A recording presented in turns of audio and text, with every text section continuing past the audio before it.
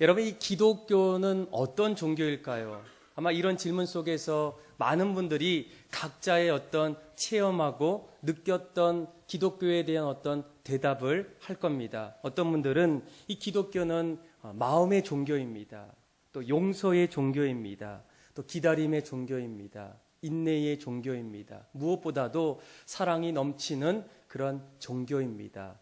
아마 각가지 어떤 기독교에 대한 마음이 있지만 이 모든 것들을 하나로, 그래서 이 기독교가 도대체 무엇일까, 또 어떤 종교일까, 이런 질문 속에서 한 가지로 요약하면 기독교는 바로 이 순교의 종교라는 겁니다.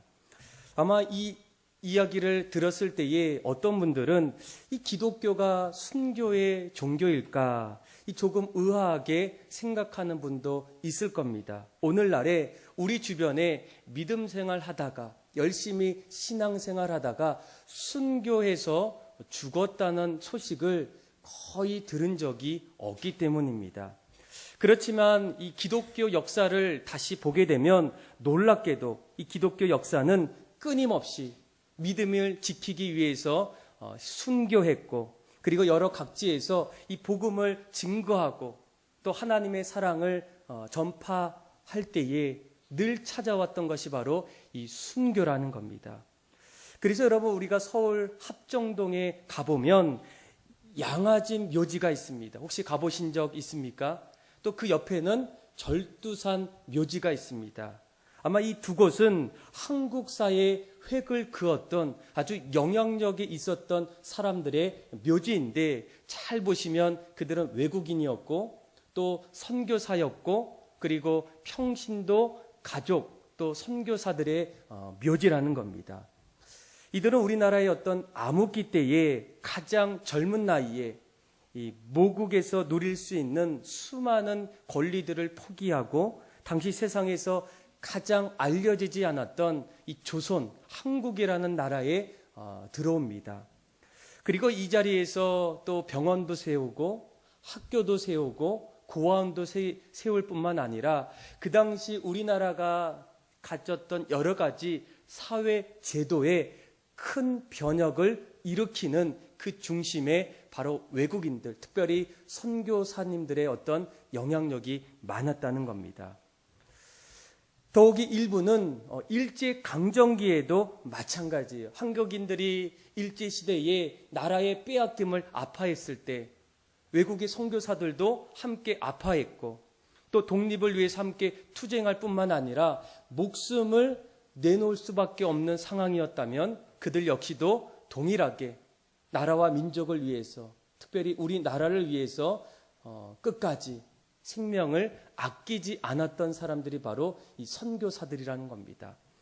그래서 사람들이 어떻게 한국이 이렇게 많은 교회가 있을 수 있을까? 이 짧은 순간에, 기독교의 너무나 이 적은 어떤 짧은 순간에 한국에서만큼은 놀라운 변화와 부흥을 일으킬 수 있었을까? 이런 어떤 질문 속에서 모두가 한 목소리로 외치는 것이 무엇이겠습니까? 바로 선교사들의 헌신과 믿음의 선배들이 뿌렸던 순교의 피가 오늘날의 한국의 교회를 일으켰다고 동일하게 주장하게 됩니다.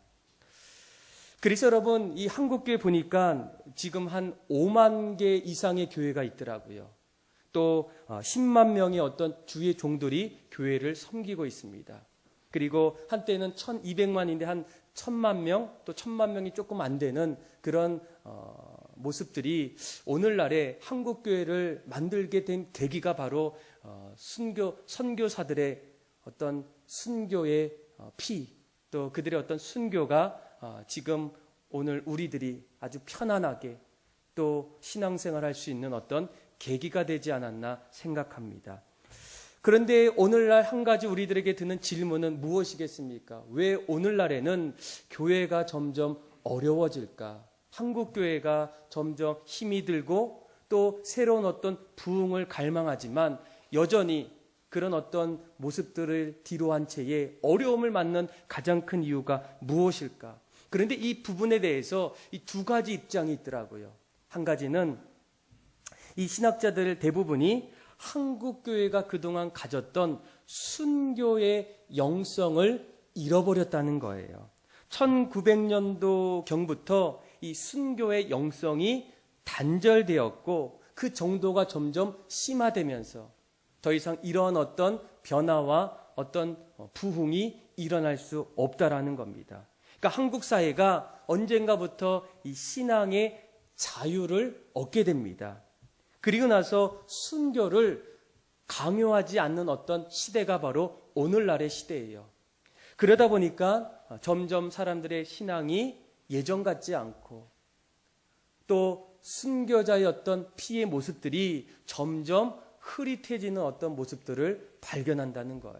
그런데 이런 어떤 주장을 할 때마다 또 다른 입장에서는 아니라는 겁니다. 물론 한국 사회에 신앙의 자유가 주어져서 순교를 더 이상 필요로 하지 않지만 지금까지 어떤 순교 속에서 박해 시대의 영성의 어떤 실천이 지금도 여전히 여러 가지 방법으로 진행되고 있다라는 겁니다.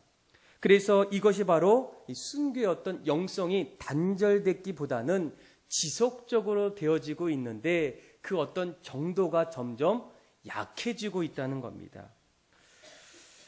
그래서 이런저런 어떤 입장 속에서 모두가 한 목소리로 내는 가장 큰 어떤 의견은 한국 교회가 이대로는 안 될 것 같다면 다시 한국 교회가 우리의 신앙이 다시금 새로운 모습으로 변화되기 위해서는 예전에 우리가 가졌던 순교자들의 영성을 회복할 때 교회는 새로운 교회가 될 수 있고 또 다시금 우리 안에 신앙의 자유와 부흥과 또 새로운 어떤 소망을 가질 수 있다라는 겁니다.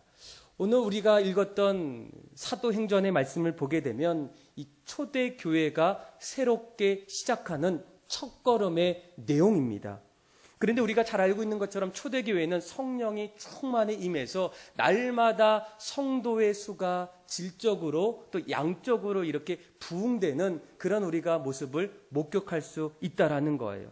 그런데 오늘 우리가 읽었던 이 말씀은 초대교회가 그렇게 부흥하고 성장하는 가운데에 첫 번째 사건이 초대교회를 이끌었던 7명의 집사 가운데에 스데반 집사가 처음으로 이 초대교회의 순교를 맞이하게 됩니다.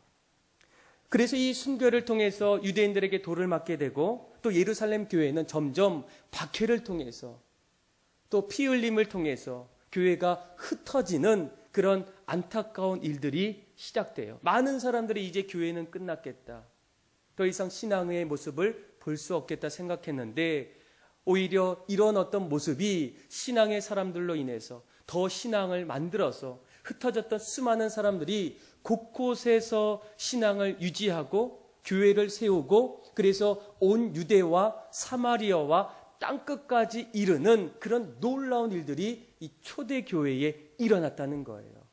그러니까 스데반의 어떤 순교의 시작은 12명의 제자 가운데에 야고보에게로 이제 전해지고 또 그 나머지 모든 베드로와 바돌로메와 그 빌립과 수많은 제자들 역시도 끊임없이 자신의 생명을 아낌없이 드리는 순교의 역사가 바로 이 기독교 역사라는 거예요. 그래서 저는 이 말씀을 통해서 오늘날 우리에게 필요한 것이 이 순교인데 더 이상 우리나라에서는 순교를 요구하지 않아요. 편안하게 또 자유롭게 누구라도 주님을 만나기를 원하면 찾아온다는 겁니다. 그러면 도대체 우리에게 필요한 것이 여러분 무엇이겠습니까? 여러분 이 순교자가 순교자 될 수 있었던 이유는 그들 마음에 순교의 정신이 있었기 때문이에요. 하나님 앞에서 언제든지 순교하기를 원하는 그들의 어떤 모습이 언젠가 자신의 환경 속에서 순교자로 살 수가 있다라는 겁니다. 그래서 오늘 순교했던 이 스데반 집사를 통해서 그가 가졌던 이 순교의 영성이 무엇일까?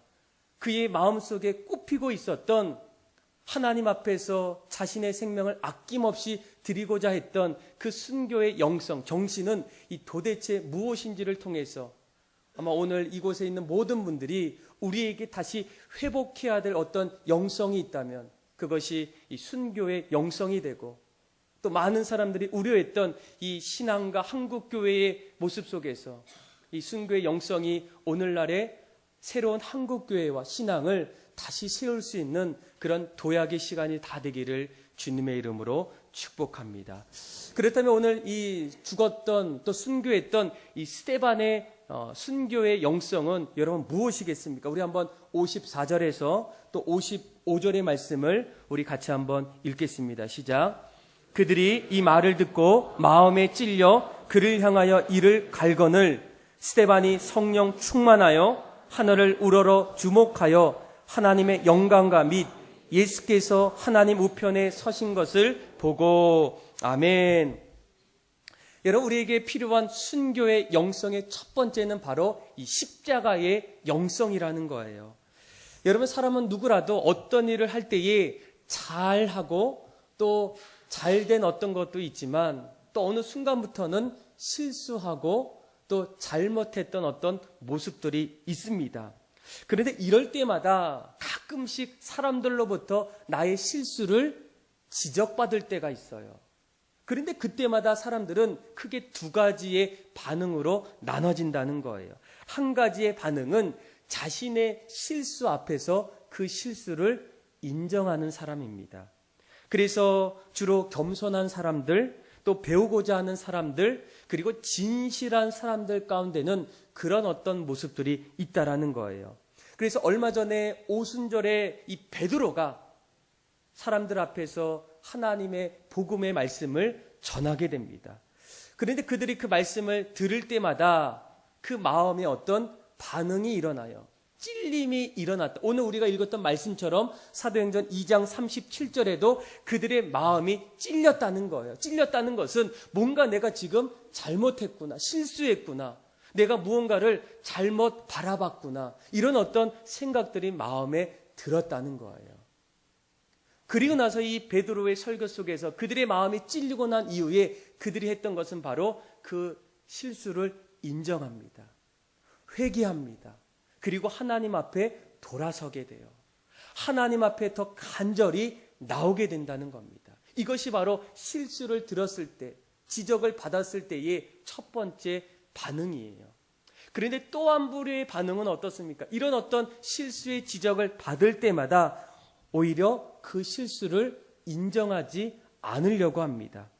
회개하지 않고 오히려 그 사람을 미워하거나 나의 어떤 그 잘됨을 방어하기 위해서 그 사람을 오히려 공격할 때가 있어요.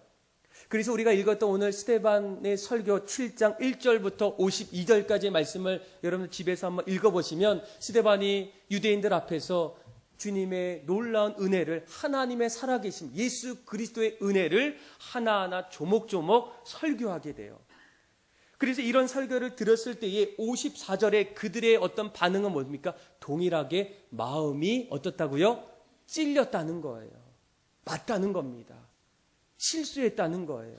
내가 그동안 그렇게 붙잡았던 것이 어리석었구나, 잘못했구나. 그런데 그 이후에 그들의 반응은 어떻습니까? 찔려서 마음이 아팠는데 오히려 그들이 이를 어떻게 했다고요? 갈았다는 거예요. 그러니까 요즘 말로는 눈에서 오히려 레이저가 나갔다는 거예요. 그렇죠? 그러면 조금 더 반응이 오겠죠. 마음이 찔려서 잘못했는데 오히려 그곳에 있는 사람들의 반응은 마음이 찔려서 이를 갈았다는 겁니다. 이를 갈면서 자신의 어떤 상황을 정당하기 위해서 이제는 스데반을 더 어렵게 해요. 그것을 스데반이 점점 느끼게 됩니다. 이제 좀 있으면 스데반이 순교하게 돼요. 그런 어떤 상황 속에서의 스데반의 마음은 여러분 어떻겠습니까? 오히려 회개할 줄 알았고 하나님 앞에 돌아설 줄 알았는데 그곳에 있는 수많은 사람들이 이를 갈면서 오히려 그를 위협하고 그의 마음을 어렵게 하고 공격하고 있어요. 누구라도 그런 자리라면 불안해하고 두려워하고 힘들어하는데 우리가 방금 읽었던 54절 말씀에 스데반의 어떤 모습은 완전히 우리의 생각과 다르다는 겁니다. 그의 그런 어떤 반응의 모습은 어떻습니까? 성령이 어떻다고요? 충만했다는 거예요. 자신이 어렵고 위기에 빠지고 위태롭고 불안한데 그는 오히려 성령이 충만했다는 거예요. 도대체 어떻게 그런 어떤 마음을 가질 수가 있을까? 그런데 사도 바울이 스데반은 언젠가부터 반드시 이 십자가의 경험을 체험했다는 거예요. 여러분, 우리가 이 십자가의 영성을 경험하지 않으면 우리가 일을 갈 때에 우리 역시도 불안합니다. 힘들어요. 어려워요. 점점 내 마음이 이상하게 달라지게 돼요. 그런데 우리가 정말로 십자가의 영성을 경험하면 어떤 환경도 우리의 어떤 마음을, 신앙을 흔들어 놓을 수 없다라는 겁니다. 여러분, 이 사도 바울이 데살로니가 전서에 보게 되면 뭐라고 얘기해요? 그가 감옥에 갇힌 적도 있고 복음 때문에 사람들로부터 매를 맞을 때도 있고 공경에 처할 그때에도 그는 이렇게 얘기합니다. 여러분, 항상 기뻐하십시오. 범사에 감사하십시오. 좀 이해가 좀 잘 안 맞지 않습니까? 내가 매를 맞고 감옥에 갇혀 있고 어려운 환경 속에 있는데 어떻게 사도 바울은 자신이 그렇게 살아온 것처럼 감사하고 기뻐할 수 있을까? 그도 사도 바울도 십자가의 은혜와 경험을 그도 했다라는 거예요. 그래서 여러분, 이 로마서 말씀을 보게 되면 로마서 14장 7절에서 8절 말씀에 아주 중요한 이야기를 하게 돼요. 우리 한번 화면을 보고 말씀을 한번 읽어볼까요? 시작. 우리 중에 누구든지 자기를 위하여 사는 자는 없고 죽는 자도 없도다. 우리가 살아도 그러므로 사나 죽으나 우리가 주의 것이로다. 아멘. 여러분, 이 십자가의 영성은 내가 예수님께서 골고다 언덕에서 우리를 위하여 죽으실 때에 나도 함께 십자가에 못 박혀 죽는 사건이에요. 주님이 나를 위해서 이 땅에 오셔서 나를 위해서 죽으시는 그때에 하나님, 나도 주님과 함께 죽습니다. 나의 자아, 나의 생각, 나만을 생각했던 모든 것들을 나도 함께 십자가 앞에 못 박는 거예요. 그리고 주님께서 다시 십자가 위에서 부활하시는 그때에 우리도 어떻습니까? 하나님의 은혜를 통해서 다시금 새롭게 태어나는 거예요. 그래서 오늘 우리가 읽었던 말씀을 보게 되면 사나 죽으나 다 주의 것이라는 거예요. 죽는 것도 기쁘고 사는 것도 기쁘다는 거예요. 그래서 이 사도 바울이 빌립보서 1장 20절 말씀에 보게 되면 그에게는 그의 어떤 삶의 소망이 있는데 그 소망에 대해서 그는 이렇게 얘기해요. 우리 같이 한번 빌립보서 1장 20절 말씀 우리 같이 한번 읽어보겠습니다. 시작.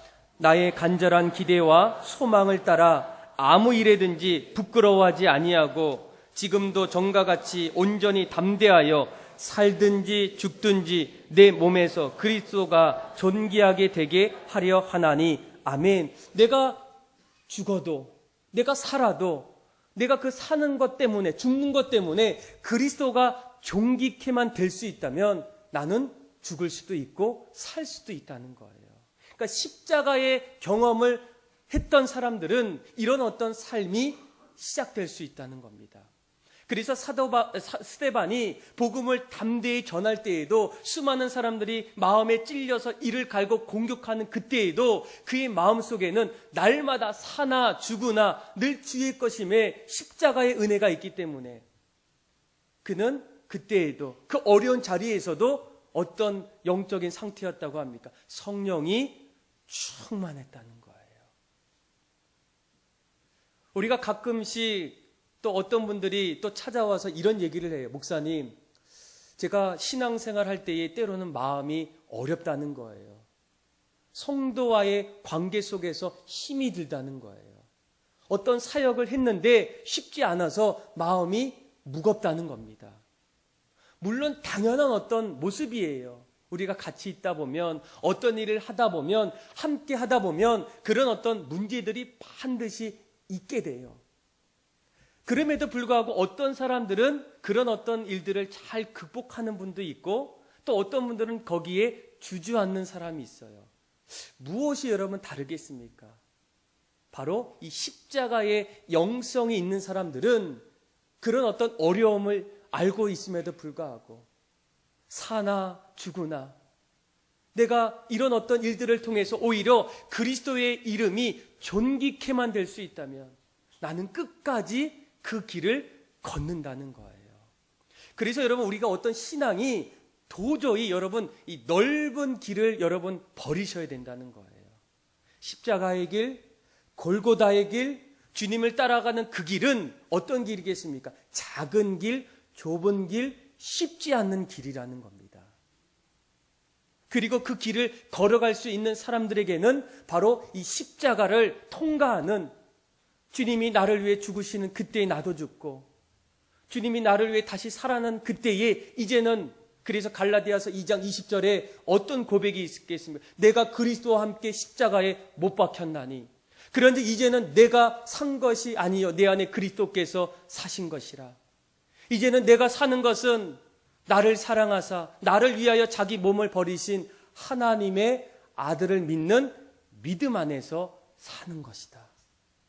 여러분, 스데반도 그렇고 사도 바울도 그렇고 수많은 믿음의 사람들이 그런 어떤 자리에서도 일어서고, 그리고 다시금 주님의 길을 걸을 수 있는 한 가지 이유는 그들 모두 마음속에 주님 나를 위해 달려 돌아가셨던, 그리고 나를 위해 다시금 생명 주셨던 그 십자가의 은혜가 있었기 때문입니다.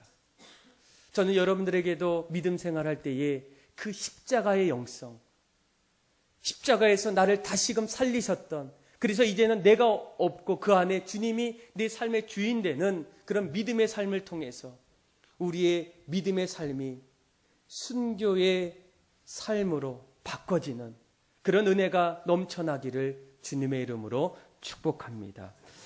두 번째로, 이 순교자의 영성은 여러분 도대체 무엇이겠습니까? 우리 한번 55절에서 56절의 말씀을 또 같이 한번 읽어보겠습니다. 시작.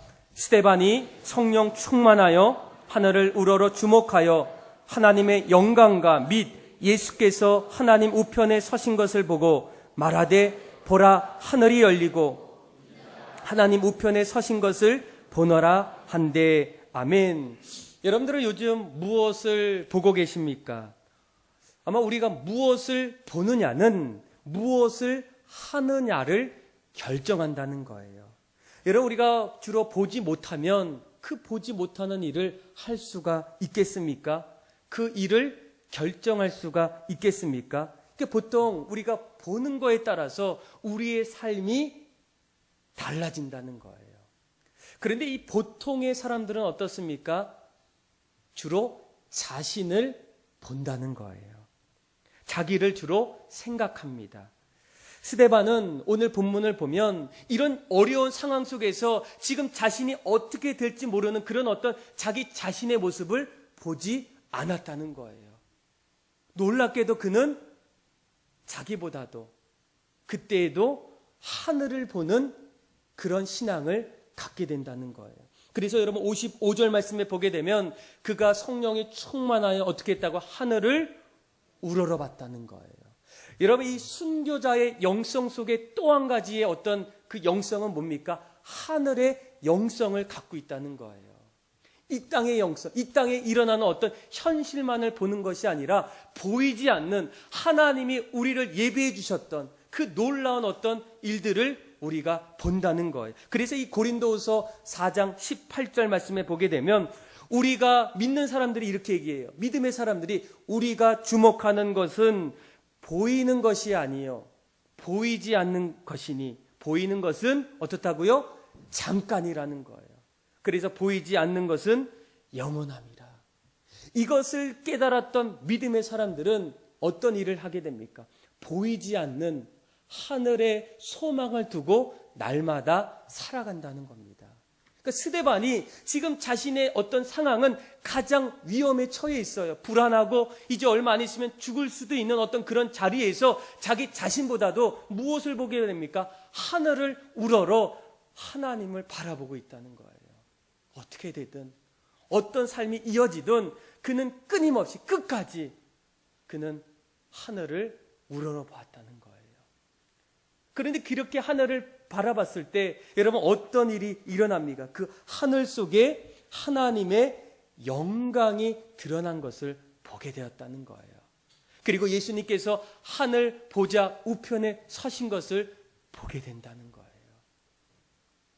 여러분, 우리가 정말 주님을 알기를 원하고 하나님의 은혜를 날마다 체험하기 위해서는 가장 먼저 우리가 해야 될 것이 무엇이겠습니까? 이 땅을 살아가지만 이 땅을 바라보는 현실보다도 하늘의 소망을 두고 하늘의 영성을 가지고 나아갈 때에 그때마다 스데반에게 하나님이 보여주셨던 하늘의 영광과 하나님 보좌 우편에 앉아 계셨던 예수님의 은혜가 우리에게도 나타날 수 있다라는 거예요.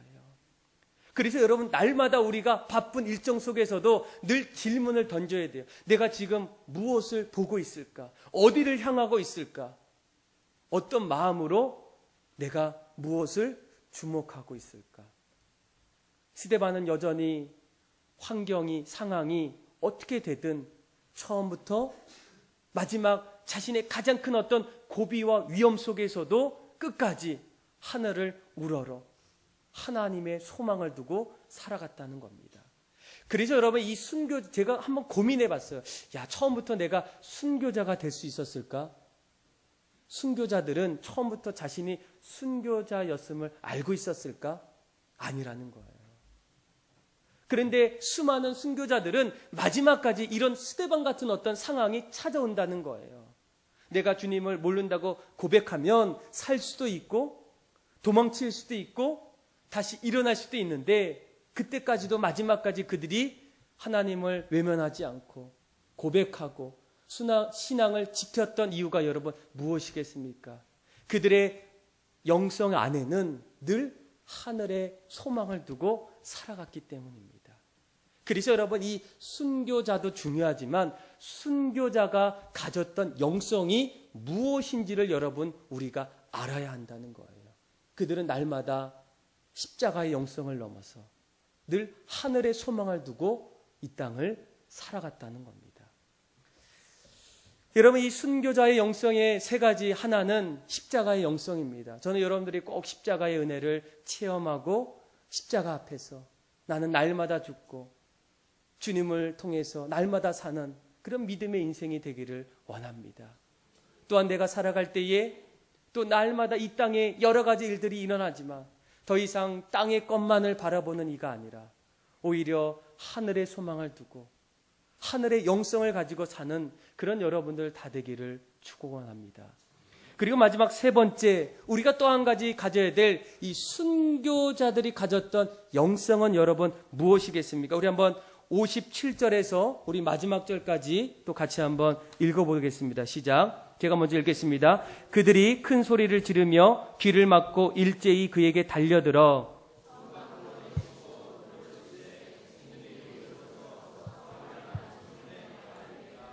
그들이 돌로 스데반을 치니 스데반이 부르짖어 이르되 주 예수여 내 영혼을 받으시옵소서 하고 돌리지. 아멘. 여러분, 우리가 세 번째로 순교자들이 가졌던 영성은 바로 이 사랑의 영성이라는 거예요. 여러분, 우리가 인간의 사랑과 하나님의 사랑이 같을 수가 있겠습니까? 물론 우리는 하나님의 형상으로 지음받기 때문에 우리 안에는 하나님의 사랑이 있어요. 그런데 그 사랑이 죄로 인해서 불완전하다는 거예요. 같을 수가 없다라는 겁니다. 그래서 인간의 사랑을 보게 되면 너무나 좋아 보이고 행복해 보이는데 만족되는 것 같은데 늘 어떤 시간이 지나면 그 자리에 사랑의 어떤 부족함을 느낄 때가 있어요. 한계를 느낄 때가 있다는 겁니다. 그래서 이 사람들은 먼저 늘 나와 가장 가까운 존재부터 사랑합니다. 가족이 돼요. 또 친척이 돼요. 친구들이 됩니다. 그런데 그들도 점점 멀어지면 멀어질수록 어떻습니까? 그때 가졌던 사랑들이 조금씩 희미해지고 멀어질 때가 있다라는 거예요. 그리고 아무리 가까운 그런 관계 속에서도 어쩌면 우리 안에 어떤 유익들이 점점 없어지면 어떻습니까? 더 이상 생각하고 싶지도 않고 그 사랑이 점점 깨지는 것을 볼 때가 많다는 겁니다. 더욱이 아무리 내가 사랑을 받아도 내 마음이 지금 기쁘지가 않아요. 기분이 나빠요. 그러면 어떤 사랑도 내가 그것을 받아들일 수가 없다라는 거예요. 그것이 바로 인간의 어떤 사랑의 한계라는 겁니다. 그래서 때로는 어떤 미움이 있는 것도, 시기가 있는 것도, 질투가 있는 것도 무엇 때문입니까? 사랑을 받았는데 그 사랑이 채워지지가 않는 거예요. 아무리 남편이 나를 사랑해도, 아무리 아내가 나를 사랑해도 그 사랑으로만 살 수가 없다는 거예요. 그러다 보니까 어떤 상황에서 또한 마음이 어렵고 미워하고 질투하는 일들이 당연히 일어난다는 겁니다. 그런데 여러분, 하나님의 사랑은 어떤 사랑이겠습니까? 그 사랑은 완전한 사랑이에요. 돌아서도 후회해도 다시금 끝까지 기다려주고 영원토록 존재하는 사랑이 바로 하나님의 사랑입니다. 그래서 요한의 기자는 뭐라고 고백합니까? 하나님은 사랑이시다. 또 요한은 뭐라고 얘기해요? 그 사랑을 하나님이 이처럼 사랑했다는 거예요. 근데 그 이처럼 사랑했다는 게 뭡니까? 예수님께서 자기의 가장 사랑하는 독생자를, 우리를 사랑하셔서 우리의 모든 죄를 용서해 주시기 위해서 아낌없는 자신의 아들을 이 땅에 보내주시고 그의 죽음을 통해서 우리를 다시금 하나님의 가족으로, 하나님의 자녀로 우리를 다시금 받아주셨다는 거예요. 우리는 한 번 실수하고, 두 번 나쁜 짓 하고, 세 번 뒤돌아서면 어떻습니까? 이제는 더 이상 그 사랑을 되돌리기가 어려워요. 그래서 가족들 안에서도 가족들이 점점 멀어지는 경우도 보게 되고, 부모와 자녀 간에도, 친구와의 관계 속에도 그런 일들이 일어날 때가 얼마나 많습니까? 그러나 하나님은 여전히 우리를 사랑하고 있다는 거예요. 여러분, 이 스데반이 지금 이제 드디어 죽음 앞에 서게 됩니다. 유대인들이, 수많은 사람들이 이 스데반의 설교를 마치고 난 이후에 그를 어떻게 합니까? 돌로 던지는 거예요. 사도 바울 앞에 그를 내려놓고 이제 그가 서서히 죽음 앞에 이르는 그런 일들이 일어납니다. 그런데 그가 하나님으로부터 받았던 그 사랑을 여러분 보게 되면 놀랍게도 그 사랑은 변하지 않는 사랑이에요. 마지막까지 여러분 돌을 던지는 그때에도 이 스데반이 가졌던 하나님의 사랑은 어떤 사랑이겠습니까? 그들을 마음에 두고 있다는 겁니다. 그래서 뭐라고 얘기합니까? 그들을 용서하라는 거예요. 우리 같으면 어떻게 이럴 수가 있겠습니까?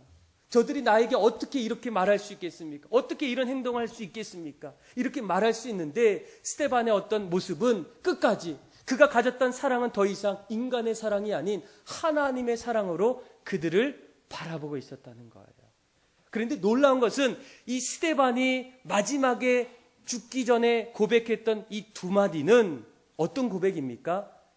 예수님께서 십자가에 죽으시는 그때에 마지막으로 했던 7가지 말씀 가운데에 똑같은 두 마디예요. 그렇죠? 59절 말씀에 스데반이 뭐라고 고백합니까? 주 예수여, 내 영혼을 받으시옵소서. 예수님도 십자가 앞에서 죽으시는 그때에 하나님, 내 영혼을 받으시옵소서. 예수님의 고백이 누구의 고백이 됩니까? 스데반의 고백이 된다는 거예요. 십자가의 영성이 있는 사람들에게는 이런 고백이 나타날 수 있다는 거예요. 그리고 또 한 가지 60절에 뭐라고 고백합니까?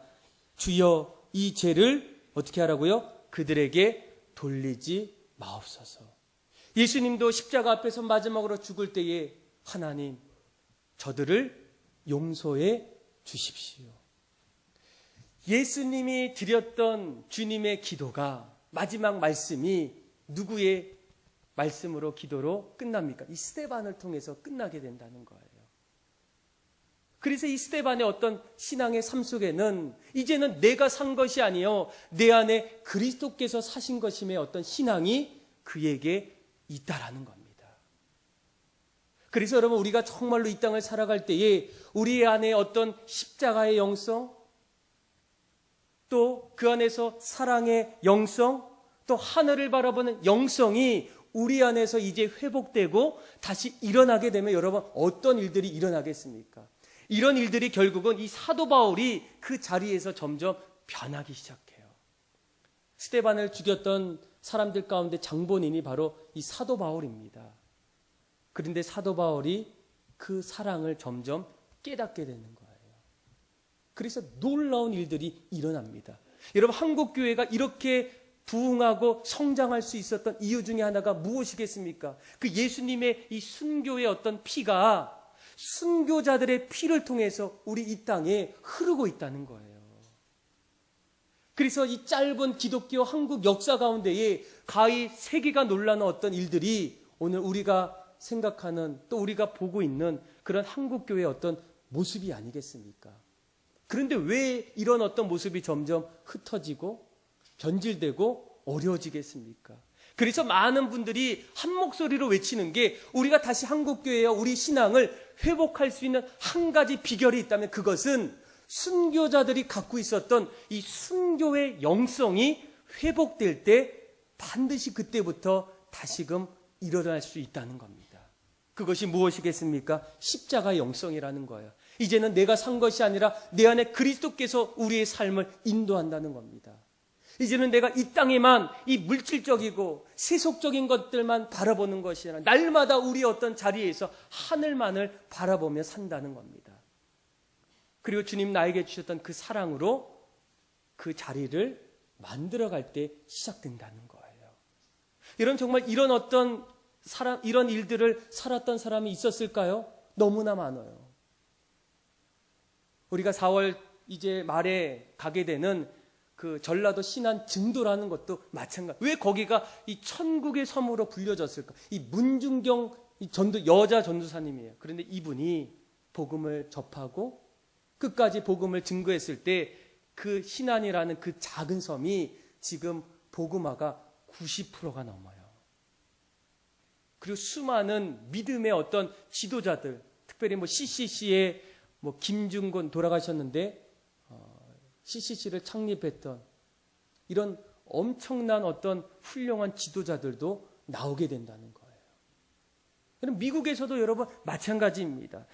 1927년도 미국 오리건주 포틀랜드에 한 사람이 태어나요. 그런데 그 아이는 너무나 총명하고 어렸을 때부터 어떤 하나님에 대한 어떤 신앙이 누구보다도 있었던 그런 사람이에요.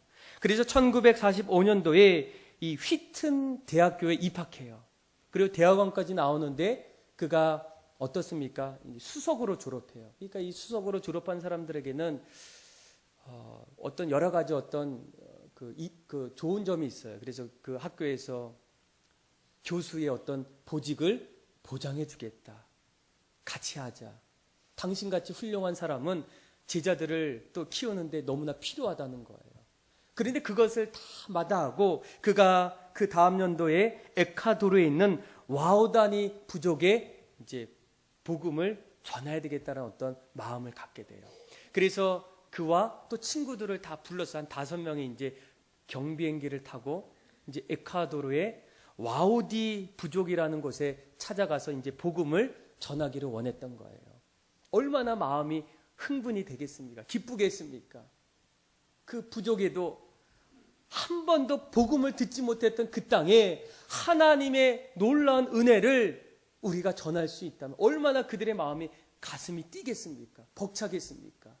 그래서 그들은 자신의 젊은 나이에 모든 것을 다 내려놓고 이제 그 부족 지역에 이제 찾아갔어요. 그 사람들이 얼마나 그들의 어떤 행보를 주목하겠습니까? 그런데 시간이 지나니까 아무런 소식이 들리지 않는 거예요. 그들이 어떻게 되었을까? 에콰도르의 그 부족의 지역은 어떤 일로 변하고 있을까? 아무도 모르는 거예요. 궁금한데. 그래서 그때 비로소 사람들이 이제 어떻게 된지를 궁금해서 이제 수소문에서 이제 찾아갑니다.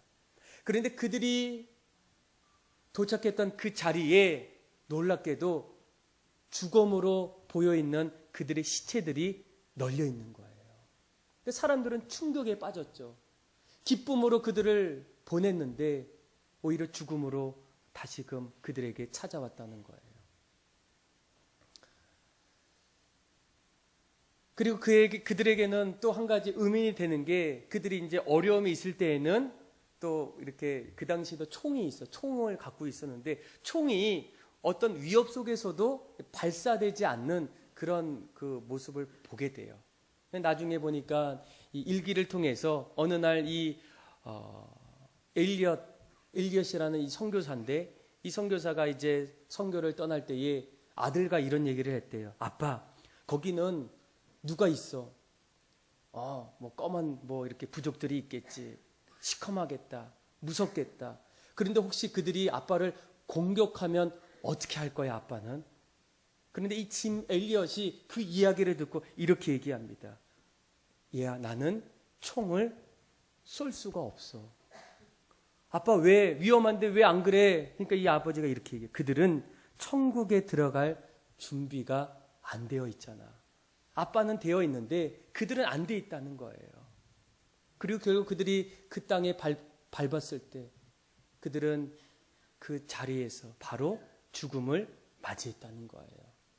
그러니까 이 사실이 미국 전역에 알려졌을 때 이제 라이프지와 타임지에서도 그런 어떤 일들이 이제 보도가 돼요. 그래서 그 기자가 이제 그의 짐 엘리엇의 아내에게 찾아갔어요. 그리고 이런 여러 가지 질문 속에서 이런 일들이 정말 낭비가 아닙니까? 그런데 그때 이 아내가 그 얘기를 듣고 이렇게 얘기했어요. 남편은 어렸을 때부터 이 순간을 위해 준비했던 사람입니다.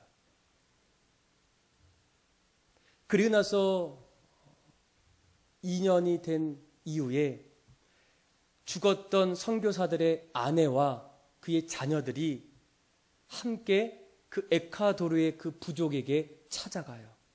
그리고 말없이 그곳에서 도와주고 봉사하고 점점 이 복음을 전하게 됩니다.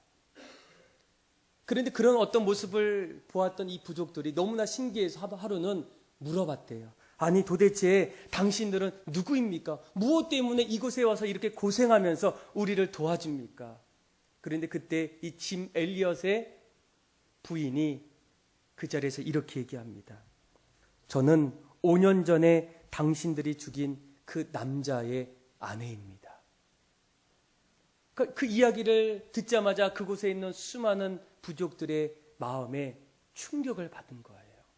아니, 도대체 어떻게 이럴 수가 있을까? 무엇이 그들을 이렇게 만들 수 있을까? 왜 우리 때문에 이렇게 왔을까? 그러면서 그 부족이 점점 하나님을 믿게 되었어요. 그리고 그 부족 모두가 다 하나님께 돌아오게 됩니다. 놀라운 것은 이 짐 엘리엇 선교사를 죽였던 그 사람이 그 부족의 이제는 목사가 되었어요. 하나님의 섭리는 참 놀랍지 않습니까? 어떻게 이런 일들이 우리가 받아들일 때는 어떤 그 죽음이 어쩌면 너무나 안타깝고 또 낭비 같은 어떤 죽음인데, 그런 죽음이 결국 그 땅을 변화시키는 일들을 하고 있다는 거예요. 저는 오늘날에 이런 어떤 순교자의 어떤 경험들은 우리가 도저히 할 수가 없습니다. 이제는 모든 자리에서 복음을 증거하는 것, 또 복음 증거하다가 죽음이 아닌 추방은 당할 수 있어요. 그런데 여러분, 이런 어떤 모습 속에 우리가 붙잡아야 될 것이 무엇이겠습니까? 순교자들을 순교자 될 수 있게 만들었던 순교자들의 영성이 여러분 무엇인지를 여러분들이 꼭 아셔야 된다는 거예요. 그들 마음속에는 십자가의 영성이 있었다는 겁니다. 그리고 하나님의 사랑이 있었어요. 그리고 이 땅의 어떤 소망보다는 우리가 언젠가 가야 될 그 천국의 하늘의 영성을 가지고 살았다는 거예요. 그래서 이 순교했던 짐 엘리엇의 그 나중에 일기를 나중에 이렇게 보니까 그가 자기가 썼던 그런 어떤 여러 가지 글 중에 이런 얘기가 있어요. 결코 잃어버릴 수 없는 것을 얻기 위해 지킬 수 없는 것을 버리는 자는 절대 어리석은 자가 될 수 없다. 그는 절대로 결코 버릴 수 없는 영원히 서게 되는 그것을 향해서 날마다 사도 바울처럼 나는 날마다 그 표대를 향해서 달려간다는 겁니다. 저는 여러분들이 오늘 말씀을 통해서 나의 신앙은 어떤 신앙일까? 또 내가 붙잡아야 될 신앙이 무엇일까? 오늘 교회가 어렵다, 신앙이 왜 이럴까? 그런데 내 신앙의 정작 내 모습은 어떨까를 한번 돌아보을 통해서 하나님, 내 신앙에 주님 만나는, 주님과 함께 죽는 십자가의 영성을 주시고 또 하늘의 소망을 두고 날마다 주님 나에게 주셨던 그 사랑을 이제는 내가 있는 그 자리에서 흘러보냄을 통해서 우리의 가정과 우리의 신앙과 또 우리 교회가, 내가 섬기는 한국 교회가 더욱더 다시금 일어설 수 있는 그런 축복으로 바뀔 수 있는 그런 우리의 삶이 다 되기를 주님의 이름으로 축복합니다. 기도하겠습니다.